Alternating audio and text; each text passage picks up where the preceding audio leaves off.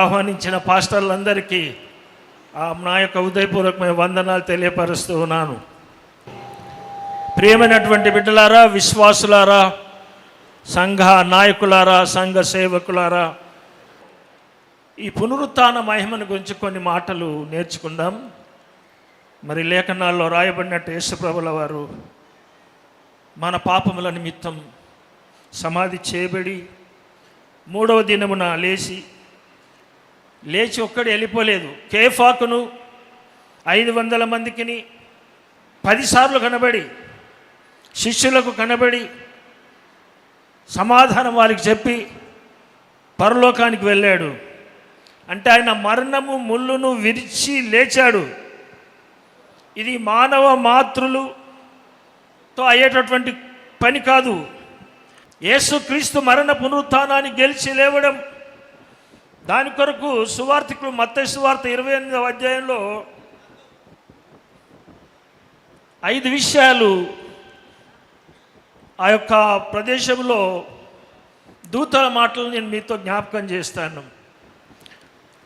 ఈ విషయాలు నాతో చెప్పండి దయచేసి.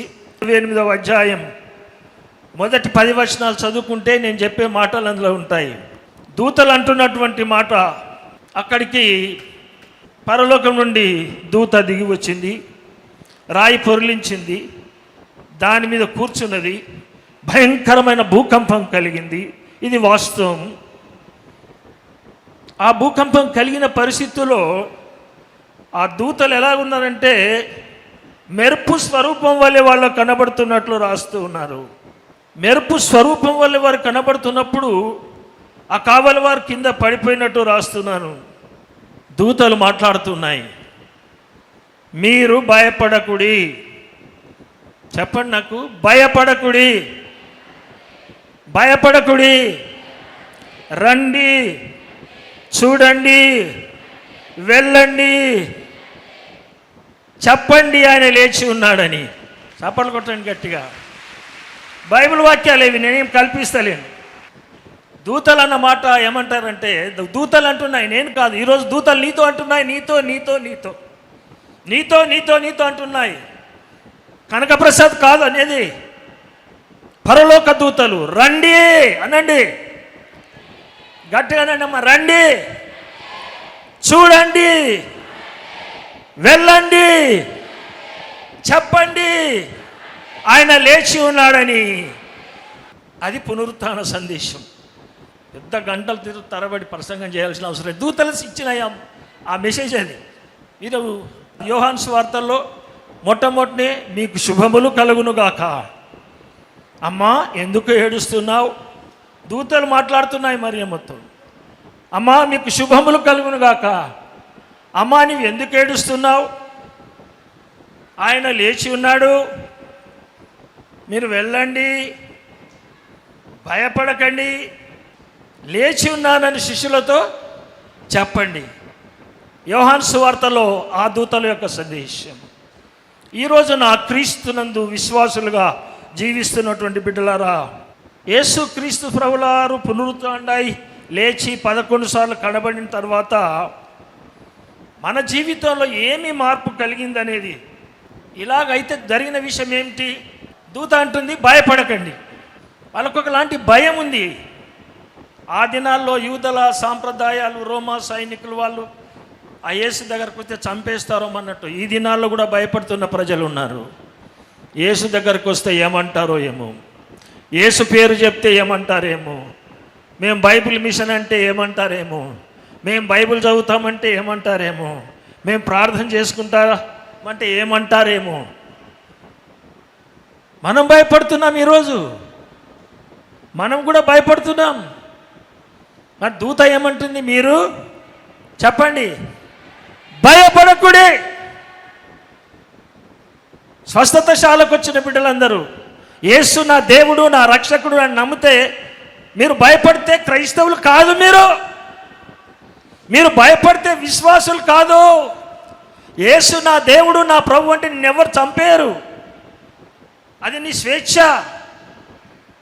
దేవుడు నీకు ఇచ్చిన భాగ్యం. నీకు నచ్చినటువంటి దేవుణ్ణి పూజించవచ్చు, ఆరాధించవచ్చు, ప్రకటించవచ్చు. దూతలచే భయపడకండి, పాస్టర్లారా భయపడకండి, భయంకరమైన రోజులు రాబోతూ ఉన్నాయి. Horrible days you are going to face in this world. Don't fear, that is not my word, that is the word of God. సేవకులు భయపడకూడదు. సేవకులు నిలబడి చెప్పాలి, ఆయన లేచి ఉన్నాడు.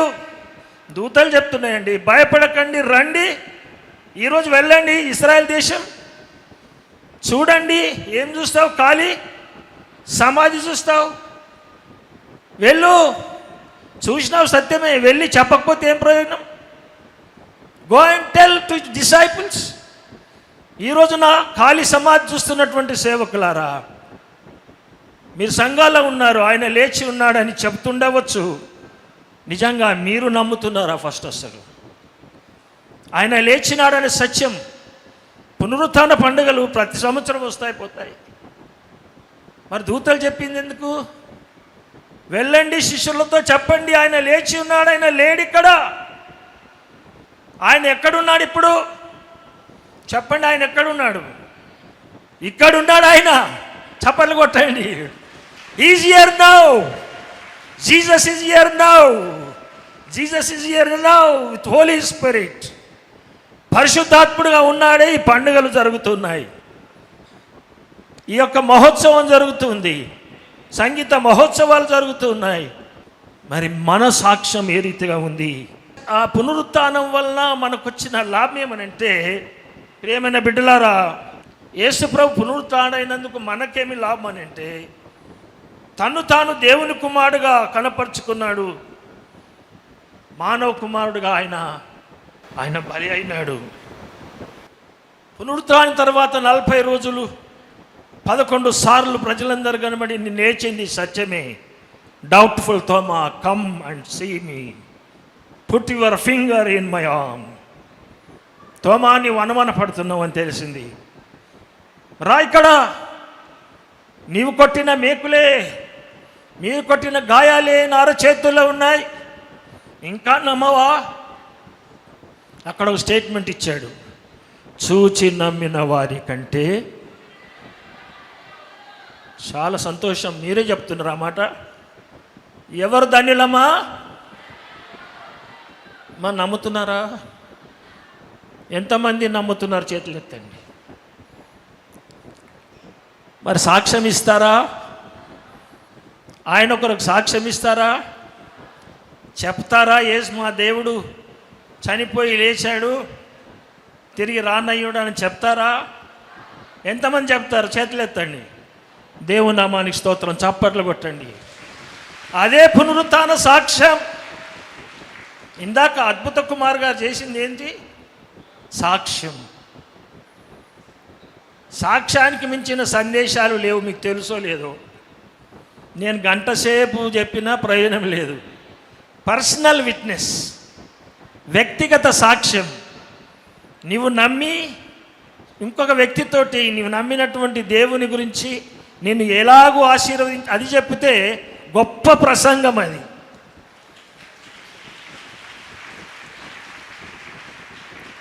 ఇక్కడ పౌలు గారు చెప్పింది ప్రసంగాలు కాదు. బిడ్డలారా బాగా గమనించండి, సేవకులారా, పౌలు గారు ప్రసంగాలు చేయలే. తను ఏ రీతిగా ఉండే, నన్ను ఏ రీతిగా మార్చాడు అని ఆయన ఉత్తరాలు రాశాడు. నేను ఒకసారి దొంగను, ఒకసారి కక్షకోని, ఒక అత్యాగ్నిస్తోని, క్రైస్తవులను చంపేస్తోని, ఇలాగ చేస్తోని, కానీ ఇప్పుడు బ్రతుకుతే క్రీస్తు కొరకే. That is witness. I will die for my Lord and Savior Jesus Christ.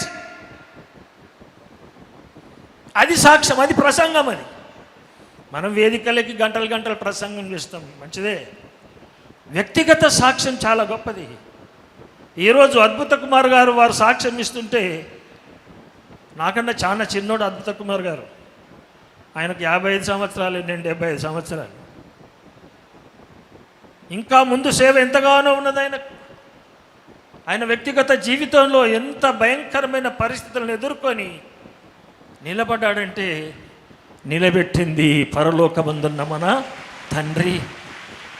ఆయన లేకుండా నువ్వు నిలబడలేవు. ఆయన లేకుండా మనం సాక్ష్యం ఇవ్వలేవు. నేను చెప్పాను ఒకసారి, మీకు జ్ఞాపకం ఉందో లేదు, ఒక ఊరిలో బికనూరు, రామేశ్వరపల్లి, కామారెడ్డి జిల్లా, ఒక ఎవాంజలిస్ట్గా సేవ చేస్తూ ఉన్నాను. ఆ ఊరిలో ఓన్లీ షెడ్యూల్డ్ కాస్ట్ వాళ్ళే క్రిస్టియన్స్, వాళ్ళే ఈ పటేలు పట్టువారుల దగ్గర పనులు చేసేటటువంటి వారు. సాయంకాలం కాగానే పంతులు బడికి వచ్చేవాళ్ళు. రాగానే నేను వారికి పాటలు నేర్పించి దేవుని వాక్యం అందించేవాడిని. వాళ్ళు రాత్రిలో పడుకొని కొద్దిగా లేట్ లేచి వెళ్ళేవాళ్ళు. ఎందుకంటే రాత్రిలో ఈ ఆసాముల దగ్గర పనిచేసే ఈ సర్వెంట్లు కాబట్టి వాళ్ళు ఎర్లీ మార్నింగ్ వెళ్ళి ఆ పేడ కసువు తీసేయకుండా ఉండేవాళ్ళు. అప్పుడు అరే మీ పంతులు ఎవర్రా, ఏం బోధ చేస్తున్నాడురా వాడు ఏం బోధ చేస్తున్నారా, వాడిని పని తీస్తామన్నారు నన్ను. ఒకరోజు నేను ఒక విలేజ్కి వెళ్ళి సైకిల్ తీసుకొని వస్తుంటే, రేబిడ్డలారా వాస్తవంగా చెప్తున్నాను, పక్కకు చెరుకు తోట ఉంది, ఇక్కడ పొలం ఉంది. ఒక 5 యవనస్తులు అన్యులు ఒకడొచ్చి నా షర్ట్ పట్టుకొని గట్టిగా లాక్కొని నేను సైకిల్ లాక్కొని పోయాడు. నాకున్న బ్యాగ్ తీసి ఆ చెరుకు తోటలో పడేశాడు. ఒరేయ్, నీవు యేసునందే రక్షణ మనకు హల్లెలూయా అంటావంట, ఏం పాటది? ఇప్పుడు నిన్నెవరు రక్షిస్తారా, నిన్ను కొడతాం, నిన్ను చంపుతాం అని నన్ను నా షర్టు చింపేశారు. నా బైబిల్ బ్యాగ్ తీసి అక్కడ పడేశారు. నేను మామూలుగా, మీకు ఇంకా పాస్టర్ కాలే, ఎవెంజలిస్టే. అరే బాబు నేను ఏమన్నాను రా బాబు, నేను ఏమన్నాను అంటే బలంగా వాటంగా ఉన్నారు వాళ్ళు. కొట్టండి రావని తన్నాని మారో సాలిక కర్రే వాళ్ళు ఉర్దులో అంటున్నారు. వాడిని చంపేయండి రా. నేను చేసిన తప్పేవి, నేనేం చేసిన తప్పు? అరే మా దగ్గర పనిచేసే వాళ్ళందరినీ నువ్వు యేసు ప్రభు మతం పట్టిస్తున్నావంట. నేను మతం పట్టించుడు ఇడిపించుడు ఏం లేదు, యేసు ప్రభు పాటలు నేర్పిస్తున్నాను నేను అని చెయ్యి లేపినారు పైకి. నన్ను కొట్టడానికి షర్టు చింపేశారు, బ్యాగ్ తీసి పడేశారు. చెయ్యి పైకి లేపి కొట్టడానికి లేస్తుంటే చెయ్యి నా మీదకి రావడంలే. చప్పలు కొట్టడానికి గట్టిగా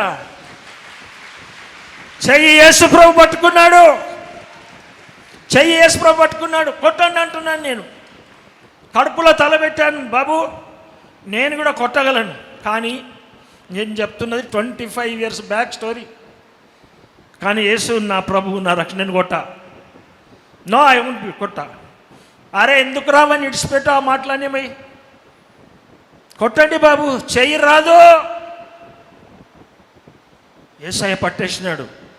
ఆ రోడ్డు వెంట ఇంకొక రెడ్డి వచ్చి, ప్రతాపరెడ్డి, ఒరేయ్ ఆ పంతులు పట్టుకొని ఏమంటున్నారా, దేవుడు పంపించాడు ఆయన, వదలండి ఆయన. అప్పుడు ఆ చినిగిపోయిన షర్టు, ఆ సైకిల్ తీసుకొని ఆ చెరుకు తోటల నుంచి మెల్లగా నడిచి ఇంటికి పోయినాను. పాస్టర్ అమ్మ చూసి ఏమైంది, ఎవరు కొట్టారు? భార్య అడుగుతుంది కదా, నువ్వేమన్నా అన్నవా, ఎందుకు ఆయనకి చినిగిపోయింది? ఇక నాకు ఏం చెప్పాలో అర్థమవుతలేదు. అంగెందుకు ఎట్లా చినిగిపోయింది? అప్పుడు చెప్పినాను అమ్మగారికి ఎట్ట జరిగింది. సేవలో యేసు కొరకు సాక్షిగా నిలబడితే జరుగుతాయి. ఆ రోజు ఆయనకు సాక్షిగా నిలబడితే, ప్రియ బిడ్డలారా మీరు వెళ్ళండి, మెదక్ మహాదేవాలయంలో 7th bishop of Medak diocese Kanaka Prasad అని పెద్ద ఫోటో ఉంటుంది నా దాంట్లో. మీరు మెదక్ వెళ్తే మహాదేవాలయంలో చూడండి. ఆ రోజు నేను తప్పించుకోలే, యేసుప్రభు కొరకు ఆయన కొరకు సాక్షిగా నిలబడ్డాను. అలాగే యేసు పునరుత్థానుడైనట్లు ఆయనకు సాక్షిగా నిలబడితే నీ గొప్ప బలం దేవుడిస్తాడు. ఆయన పునరుత్థానం అయినందున లేఖనాలు నెరవేరినాయి, పునరుత్థానం అయినందున ప్రవచనాలు నెరవేరినాయి, పునరుత్థానం అయిన తర్వాత విశ్వాసులకు ఒక కొత్త ప్రదేశం లభించింది. చెప్తారా ఏంది? మనకు విశ్వాసులకు యేసు పునరుత్థానుడైనందున ఒక్క ప్రదేశం లభించింది. అంతకుముందు మనకు తెలియదు అది. అదేందో తెలుసా? నేడు నీవు నాతో కూడా ప్రైజ్ ద లార్డ్ ఈరోజు ఆయనను నమ్మితే, ఈరోజు మారు మనసు పొందితే, ఈరోజు పశ్చాత్తాప పొందితే, ఈరోజు నీ పాపములు ఒప్పుకుంటే, ఈరోజు నిజంగా నా యేసయ్య నా దేవుడు చంపినా కొట్టినా ఏం చేసినా అంటే నీకు నిత్య నివాసం. నేడు నీవు నాతో కూడా పరదేశంలో ఉంటావు. ఆ భాగ్యము దేవుడు అనుగ్రహించాడు. అంతకుముందు మనకు పరదేశం లేదు, కొత్త ప్రదేశం చూపించాడు దేవుడు. ఇప్పుడు నా విశ్వాసం, నేను ఈరోజు చచ్చిపోతే పరదేశంకి వెళ్తాను. ఎట్లా వెళ్తావు? నా నమ్మకం అదే. పునరుత్థానం అయిన తర్వాత ఇంకో గొప్ప సంగతి ఏం జరిగింది తెలుసా? ప్రపంచంలో సంఘం స్థాపించబడింది. దేవుని నామానికి. అంతకుముందు సంఘం లేదు. యేసు ప్రభు పునరుత్థానం తర్వాత పేతురుతో కలిసిన తర్వాత అపోస్తల కార్యములో సంఘము ప్రారంభమైంది. అంతకుముందు సంఘాలు లేవు, ఏ సంఘాలు లేవు. పునరుత్థానం యొక్క మహిమ, పునరుత్థానాన్ని పొందడం బట్టి సంఘం స్థాపించబడ్డది. ఇంకొక విషయం తెలిసింది. పునరుత్థానం అయిన తర్వాత 14వ అధ్యాయము యోహాను సువార్తలో రాస్తాడు, నేనుండు స్థలములో మీరును ఉండులాగున నేను వచ్చి తీసుకొని వెళ్తాను. ఎవరు చెప్తారండి అట్లా? యేసయ్య అంటూ భయపడకండి, నేను ఎక్కడుంటాను అక్కడికి తీసుకపోతే మీరు నమ్మండి. మీ హృదయాలు కలవరపడకండి. ఆ మార్గము నేనే తీసుకొని వెళ్తాను. పునరుత్థానం అయిన తర్వాత గొప్ప భాగ్యాన్ని పొందాడు. పునరుత్థానం అయిన తర్వాత ఇంకా గొప్ప భాగ్యం ఏంటంటే పరిశుద్ధాత్ముని మన మీదికి పంపించాడు. చప్పట్లు కొట్టండి ఒకసారి. పరిశుద్ధాత్ముని పంపించాడు. పరిశుద్ధాత్మ అనుభవం జరుగుతూ ఉంది. ప్రియమైన బిడ్డలారా, అందుకే దూతలు అన్నారు, ఏమన్నారు? భయపడకుడి. చాలా సంతోషం, దూతలు మీతో అంటున్నాయి. రెండో మాట ఏమది? మర్చిపోయారు. ఎందుకు భయపడద్దు అంటున్నారు? రండి. ఏమంటున్నారు? రండి. ఎందుకు భయపడుతున్నారు? అమ్మ రండి. ఖాళీ సమాధి చూపిస్తున్నారు, చూడండి. చెప్పండి, ఏం చేయాలా? ఏం చూడాలా? ఏం చూడాలా? ఎంటీ టుమ్, ఖాళీ సమాధి. ఆయన లేడు ఇక్కడ, చెప్పినట్టు లేచిన్నాడు. చూసినాక ఏం చేయాలా? ఏం చేయాలా? వెళ్ళండి. వెళ్ళినాక ఏం చేయాలా? నోరు మూసుకొని సప్పుడు దాకా తిని పండుకోవాలి. వెళ్ళినాక ఏం చేయాలా? చెప్పండి అనండి. చెప్పండి, ఆయన లేచి ఉన్నాడని. ఆయన లేచి ఉన్నాడని.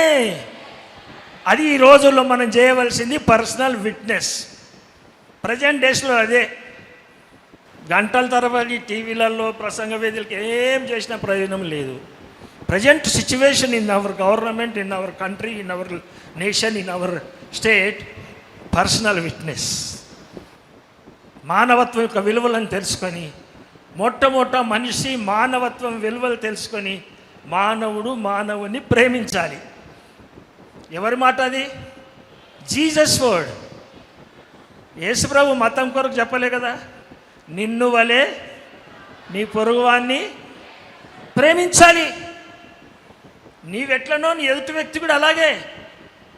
మానవ విలువలు తెలియకుండా నీ మతము నిన్ను మారవదు, నీ వేషము నిన్ను మారదు, నీ యొక్క భాష నిన్ను మారవదు.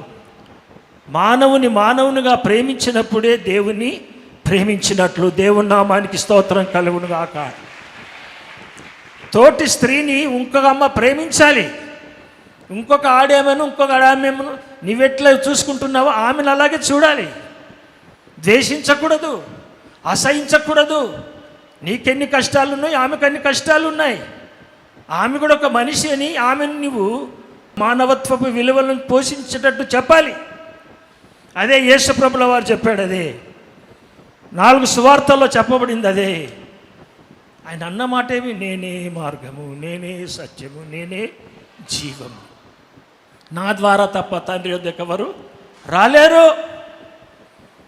విశ్వాసులుగా బలపడుతున్నటువంటి బైబిల్ మిషన్ వ్యవస్థాపకులందరినీ ఈ మాటలతో నేను ముగిస్తున్నాను. భయపడకుడి, చెప్పండి, రండి, చూడండి, వెళ్ళండి, చెప్పండి, ఆయన లేచి ఉన్నాడని.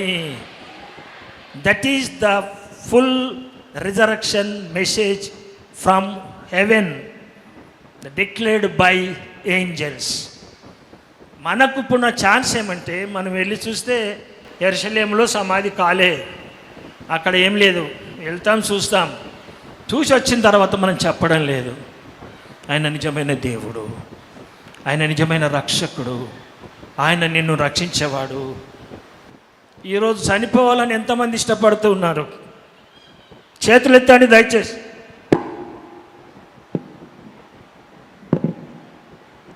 ఈరోజు చనిపోవాలని ఎంతమంది ఇష్టపడుతున్నారు? ఎవరు ఎత్తారు? ఎందుకు? ఎవరు కూడా ఇష్టం లేని మాట ఏమది? చనిపోవడమే. మరణం అనే భయం అందరికీ ఉన్నది. మాట్లాడుతున్న నాకున్నది, వింటున్న నీకున్నది, పుట్టబోయే బిడ్డ కూడా ఉన్నది.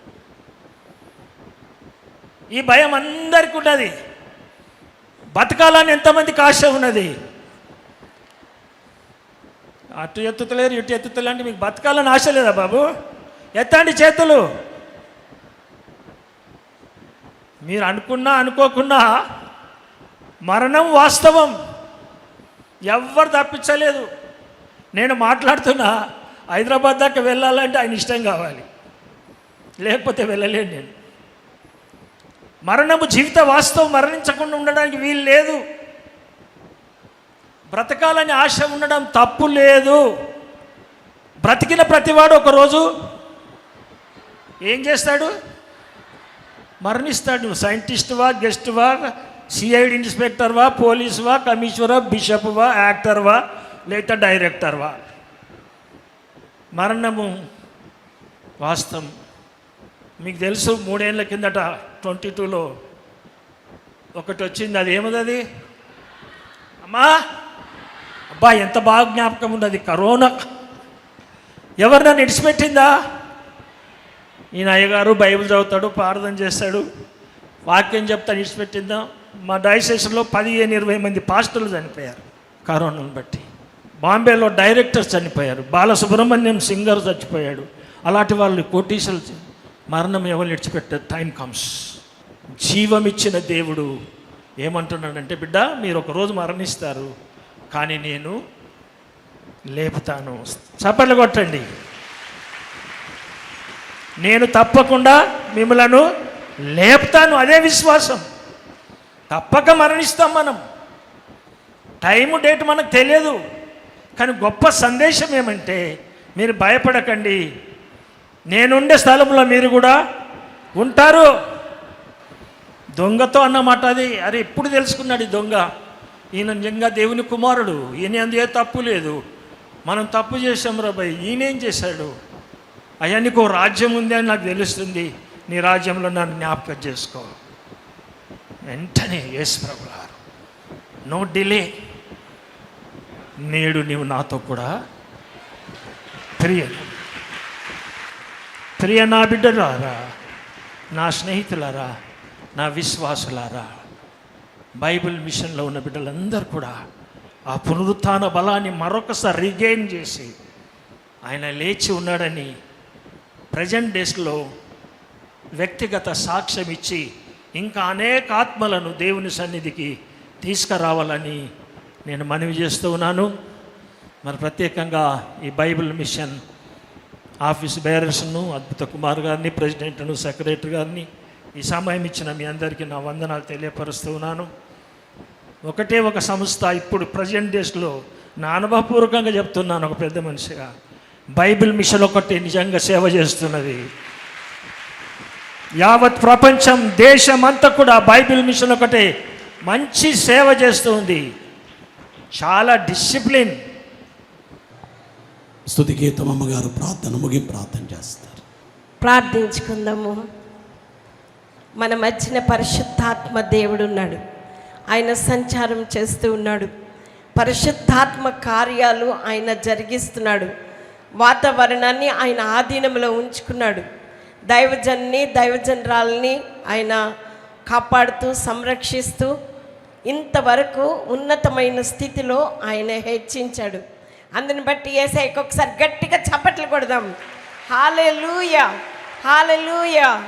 దేవునికి మహిమ కలుగును గాక. అందరము మోకాళ్ళు రించి దేవునికి ప్రార్థన చేసుకుందాం. సకల ఆశీర్వచన స్తోత్రాలకు మించిన మీ ఘనమైన నామము స్తుతింపబడును గాక.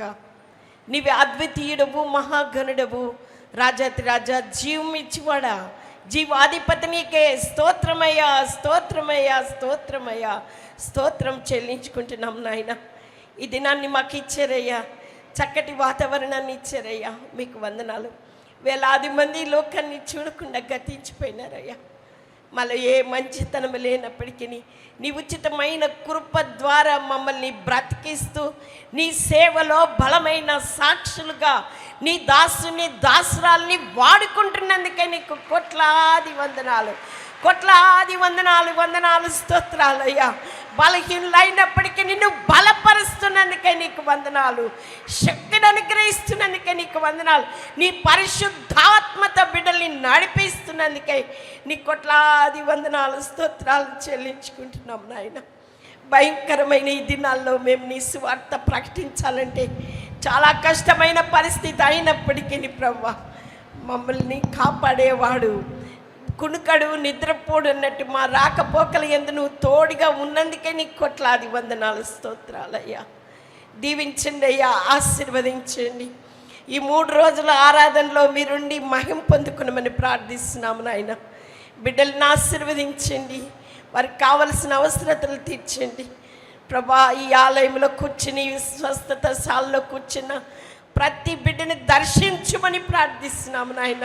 ఇక్కడున్న ఈ బిడ్డలందరూ అలాగే నీ సన్నిధిలో ఉండి మోకాళ్ళ నుండి ప్రార్థించి అనేక అద్భుత కార్యాలు వారి పట్ల నెరవేర్చడానికి మీరు కార్యము జరిగించమని ప్రార్థిస్తున్నాం. హల్లెలూయా, హల్లెలూయా, హల్లెలూయా. మీ కార్యాలు జరిగించండి బాబు. ఈ ప్రాంగణం అంతా నీ ఆత్మతో నింపమని ప్రార్థిస్తున్నాము నాయన. యేసతి పరిశుద్ధ నామమును బట్టి అడుగుచున్నాను తండ్రి, ఆమేన్. బోలో యేసు మహారాజుకే. బిషప్ తండ్రి గారు బ్లెస్సింగ్ ఇస్తారు. తండ్రి అయిన దేవుని యొక్క దివ్యమైన ప్రేమ, మన ప్రభు అయిన యేసు క్రీస్తు యొక్క శాశ్వతమైన కృప, పరిశుద్ధాత్మని యొక్క అన్యోన్య సహవాసం, శాంతి సమాధానాలు, సకల ఆశీర్వాదములు దేవుడు మనందరికి అనుగ్రహించును గాక. ఆమేన్.